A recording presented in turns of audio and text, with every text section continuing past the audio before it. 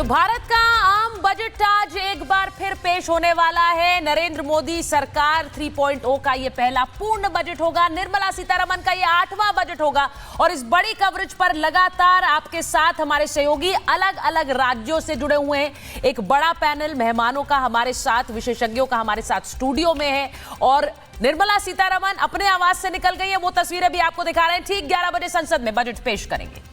और हमारे साथ सबसे बड़ी टीम आप देख रहे हैं ग्राउंड जीरो पर। वित्त मंत्रालय से हमारे साथ हमारे सहयोगी गणेश बने हुए हैं। सुमित हमारे साथ मौजूद हैं नोएडा से, जहां लोगों की बात अब तक पहुंचाएंगे कि बजट से लोगों को क्या उम्मीद है, क्या चाहते हैं वो वित्त मंत्री से। मीनाक्षी हमारे साथ ग्रेटर नोएडा से, वहां लोग क्या कह रहे हैं, लोगों के मन में क्या है। शिखा विजय चौक से है, सारा मूवमेंट जो होगा वहां से शिखा हमें बताएंगी। और तस्वीरें भी हम आपको दिखा रहे हैं। वित्त मंत्री निर्मला सीतारमण की तस्वीर, सुचरिता ये संभव है नॉर्थ ब्लॉक की तस्वीर है।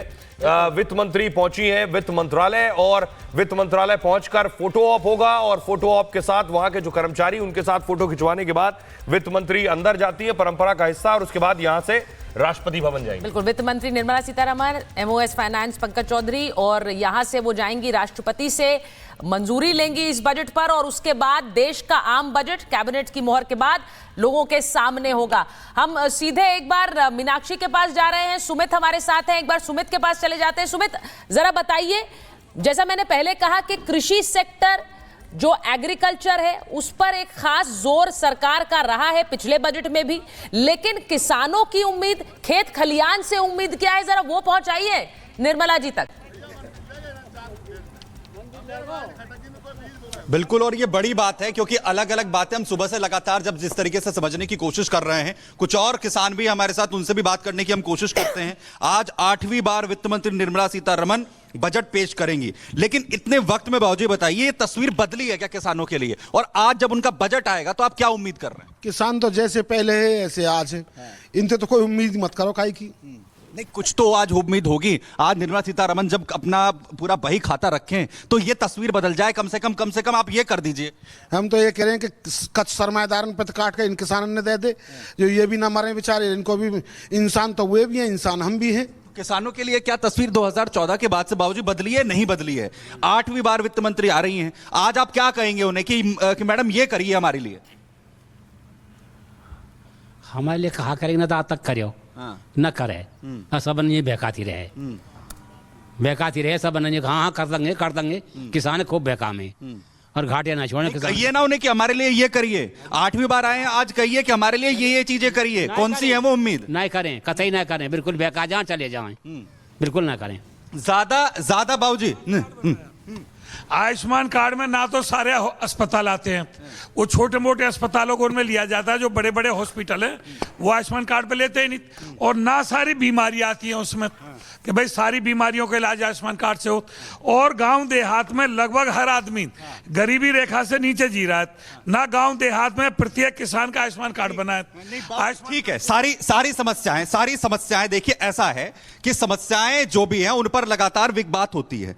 2014 से लेकर जो दावे हैं, जो सरकारी आंकड़े, उसमें यह कहा जा रहा है कि जो आय है वो दुगनी करने का वादा हुआ था 2024 तक, और वो लगभग हमने दुगनी कर दिया। ऐसा हुआ है, नहीं हुआ है? अभी ना हो जी ऐसा।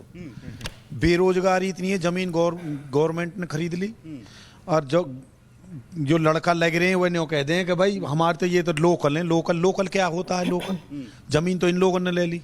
अब बच्चे कहीं दूर सर्विस करने जाए, यहाँ लेते नहीं लोकल। ठीक है सुमित, ऐसा लग रहा है कि उम्मीदें बहुत सारी हैं और उम्मीदें अभी पूरी नहीं हुई हैं। तो ये जो पूर्ण बजट है, सुचरिता और सोहेल, सुनकर लग रहा है किस को खुश करेंगे निर्मला जी। बिल्कुल, बीच में जिस तरह से उम्मीदें रख रहे हैं, कुछ लोगों में नाराजगी भी है, और वित्त मंत्री से खुश कौन होता है ये तो आज तक नहीं पता चला। आज तक कोई खुश हो नहीं पाया, लेकिन आज क्या बैग खुलेगा और खुशी की लहर दिखेगी। मीनाक्षी हमारे साथ जुड़ी हुई है। मीनाक्षी, आप तो सोसाइटी में मौजूद हैं, यहाँ सैलरीड क्लास भी है, पेंशनर्स भी हैं, सीनियर सिटीजन्स भी हैं। जरा समझिए कि आज जो इंडिकेशन मिला था प्रधानमंत्री की बातों से, या ये कहें कि राष्ट्रपति की बातों से, उसकी उम्मीद क्या जग चुकी है? लोगों तक वो बात पहुंची है कि नहीं? पहले तो ये पूछिए जरा।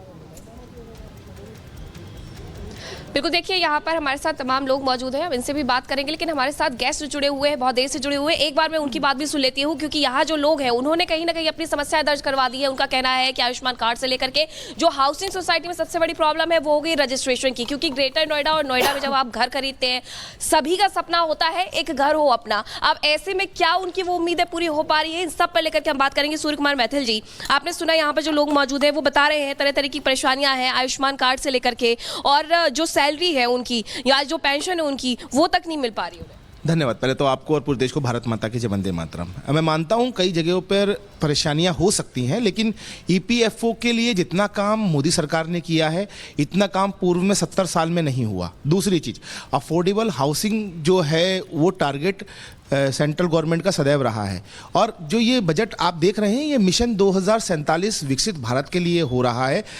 मैं ऐसा मानता हूं कि इस बजट में अभी और जो एमएसएमईज के लिए जो फोकस पॉइंट्स होंगे, एमएसएमईज को लिबर्टी दी जाएगी, टैक्सेशन के अंदर थोड़ा बहुत कहीं ना कहीं छूट दी जाएगी।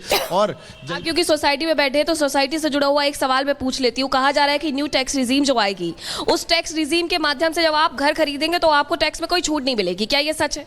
नहीं, बिल्कुल सच नहीं है, ये बिल्कुल कोरा झूठ है। यदि भारत की अर्थव्यवस्था को गति देनी है तो देश के अंदर अफोर्डेबल हाउसिंग सोसाइटी को सपोर्ट करना केंद्र की मजबूरी है। एक बात और मैं बता देना चाहता हूं, जिस प्रकार से पूरे विश्व की अर्थव्यवस्थाएं इस समय में वित्त राज्य मंत्री पंकज चौधरी, सीपी सिंह, एक बार अपना कहूंगा कि एक बार कैमरा को जूम करके दिखाए। वित्त मंत्री निर्मला सीतारमण के साथ वित्त विभाग के तमाम अधिकारी उनके साथ मौजूद है। अब वित्त मंत्रालय से निकलकर वो राष्ट्रपति भवन की ओर निकलेंगे। देखिए तमाम अधिकारी जो फोटो सेशन हो रहा है वो यहाँ पर फोटो सेशन का जो काम चल रहा है यहाँ पर, और वित्त मंत्री निर्मला सीतारमण अब वित्त मंत्रालय से अब आगे निकल रही है। उनके हाथ में देख सकते हैं कि जो लाल टैब है, टैबलेट है, और एक डिजिटल कॉपी। एक तरीके से जिस तरीके से प्रधानमंत्री नरेंद्र मोदी लगातार डिजिटल भारत की बात करते हैं, अब देखिए वित्त मंत्री निर्मला सीतारमण अपने टैब को दिखा रहे किस तरीके से इसी टैब के अंदर आने वाले समय में जो 11 बजे का वक्त होगा उस बजट के पिटारे से निकलेगा कि लोगों की उम्मीद है कि इस बजट में क्या कुछ होगा इसी टैब के अंदर छुपा है, और सभी की उम्मीदें हैं इस टैब से लोगों के लिए क्या कुछ देखने को मिलेगा, चाहे किसान हो, चाहे युवा हो, चाहे हेल्थ सेक्टर हो, ये तमाम सेक्टर हो, सभी को इसी टैब से उम्मीद है कि उनके लिए क्या कुछ खास निकलेगा। मंत्रालय के लोग हैं, उनके साथ में वित्त राज्य मंत्री पंकज चौधरी है, सब लोग। देखिए अब वित्त मंत्री निर्मला सीतारमण अपने उस टैब को दिखा रही है। अब यहाँ से वो राष्ट्रपति भवन की ओर यहाँ से आगे बढ़ेंगी, और सभी को उम्मीद है कि हर एक वर्ग के लिए कुछ ना कुछ होगा, चाहे किसान हो, महिला हो, युवा हो, डॉक्टर हो, सबको उस उम्मीद है कि उनके इस लाल टैब के जो पिटारा है, इस लाल टैब के पिटारे से सभी के लिए कुछ ना कुछ निकलेगा। अब वित्त मंत्री निर्मला सीतारमण यहाँ से राष्ट्रपति भवन की ओर निकल रही है। मेरे विजय सीपी सिंह लगातार आपको तस्वीरें दिखा रही है, और ये देखिए वित्त मंत्री निर्मला सीतारमण